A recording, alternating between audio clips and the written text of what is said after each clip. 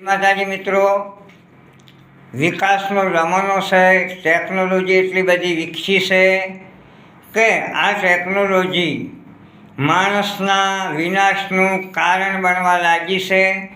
કારણ કે વિકસિત ટેકનોલોજીવાળા એક મશીન લાખો હજારો લોકોનું કામ કરવા લાગ્યું છે અને માણસની રોજગારીની તકો ઘટવા લાગી છે. માણસે ચેતી જવાની જરૂર છે કે પૃથ્વી ઉપર એટલી હજી બાંધકામ થાય છે કે ખેતીલાયક જમીન આવનારા 10-20 વર્ષે 50% થઈ જશે અને વસ્તી ડબલ થઈ જશે.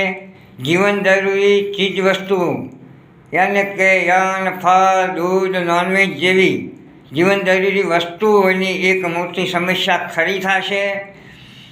પછી તમને ખેતીમાં રસ લાગશે, પણ આજે ખેતીમાં રસ નથી. કેમ કે ખેતી ઉપર સરકારને પણ રસ નથી. સરકાર પણ ખેડૂતોને જ લૂંટે છે. ખેડૂતોને કુદરતી વાવાઝોડા, વરસાદ જેવી પણ સમસ્યાઓ નડે છે.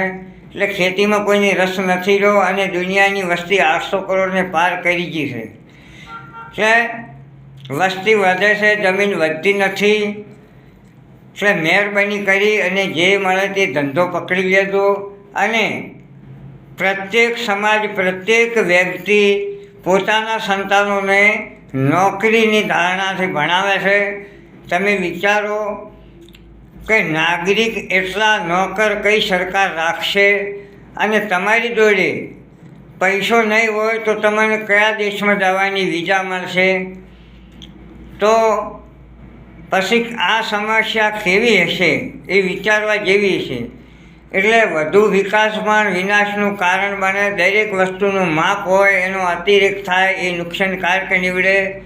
એટલે મહેરબાની કરીને કોઈના દુઃખનું કારણ ના બનતા. કોઈને સારામાં ઓગળી થાય તો કરજો. જય માતાજી, જય ભવાની.